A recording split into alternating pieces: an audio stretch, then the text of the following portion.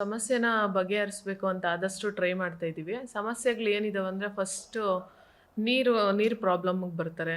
First ಇಲ್ಲಿ main problem ಇರೋದು ಅಂದರೆ ಕಸ ಅದೆಲ್ಲ ಸೆಕೆಂಡ್ರಿ ಆದರೆ you G D main problem ಇದೆ. ಬೆಳಗ್ಗೆ ಎದ್ದರೆ ಯು ಜಿ ಡಿ ಗಾಡಿಗಳು ವಾರ್ಡ್ ಫುಲ್ಲು ಪ್ರತಿಯೊಂದು ವಾರ್ಡ್‌ಗೂ ಹೋಗಲೇಬೇಕಾದಂಥ ಪರಿಸ್ಥಿತಿ ಇದೆ.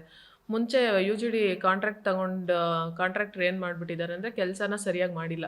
ಒಂದು ಲೆವೆಲಲ್ಲಿ ನೀರು ಹೋಗೋಕ್ಕೆ ಒಂದು ಲೆವೆಲ್ ಇಡಬೇಕಾಗಿತ್ತು. ಅವ್ರು ಸರಿಯಾಗಿ ಏನು ಕೆಲಸ ಮಾಡಿದ್ದಾರೆ ನಮಗೆ ಗೊತ್ತಿಲ್ಲ.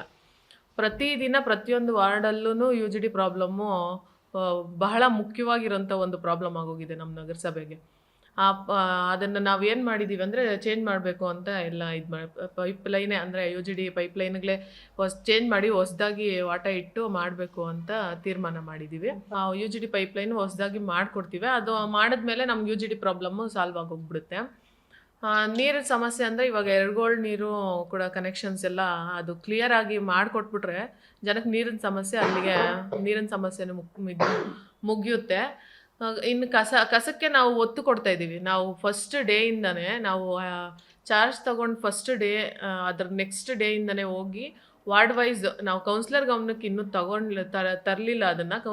ಕಮಿಷನರ್ ಬಂದುಬಿಡ್ಲಿ, ಕಮಿಷನರ್ ಬಂದಮೇಲೆ ಎಲ್ಲರನ್ನೂ ಕರ್ಕೊಂಡು ಆವಾಗ ಒಂದ್ಸರಿ ವಾರ್ಡ್ ವಿಸಿಟ್ ಮಾಡೋಣ ಅಂತ ಇವಾಗ ಕಸದ ಪಾಯಿಂಟ್ಸ್ ಹತ್ರ ನಾವು ಹೋಗಿ ಕಸ ಆದಷ್ಟು ಕ್ಲಿಯರ್ ಮಾಡ್ತಾ ಇದ್ದೀವಿ.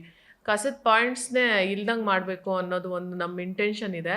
ಅದು ಎಷ್ಟು ಮಾತ್ರಕ್ಕೆ ಸಾಧ್ಯನೋ ಇಲ್ವೋ ಗೊತ್ತಿಲ್ಲ. ಯಾಕಂದರೆ ಜನ ಅದನ್ನು ಅರ್ಥ ಮಾಡಿಕೊಂಡು ಕಸದ ಪಾಯಿಂಟ್ಸ್ ನಾವು ಇಡಬಾರ್ದು, ನಮ್ಮ ವಾರ್ಡಲ್ಲೇ ನೀಟಾಗಿ ಇಟ್ಕೋಬೇಕು ಅನ್ನೋದು ಜನಗಳ ಒಂದು ಗಮನಕ್ಕೆ ಬರಬೇಕು. ಅದು ಅವ್ರು ಮನ್ಸು ಮಾಡಿದ್ರೆ ಎಲ್ಲನೂ ಸಾಧ್ಯ. ಎಲ್ಲನೂ ನಾವೇ ಮಾಡೋಕ್ಕಾಗಲ್ಲ.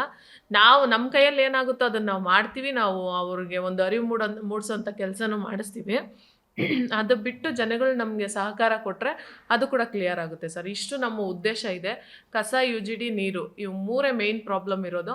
ಆ ಮೂರನ್ನು ಸಾಲ್ವ್ ಮಾಡಬೇಕು. ನಮ್ಮ ಕೈಯಲ್ಲಿ ಎಷ್ಟಾಗುತ್ತೋ ಅಷ್ಟು ಕ್ಲಿಯರ್ ಮಾಡ್ಕೊಡೋಕೆ ನಾವು ಟ್ರೈ ಮಾಡ್ತೀವಿ. ಜನತೆನೂ ನಮಗೆ ಸಹಕಾರ ಕೊಟ್ಟರೆ ನಮ್ಮ ಕೆಲಸ ಇನ್ನೂ ಸುಲಭ ಆಗುತ್ತೆ ಅಂತ ಹೇಳಿ.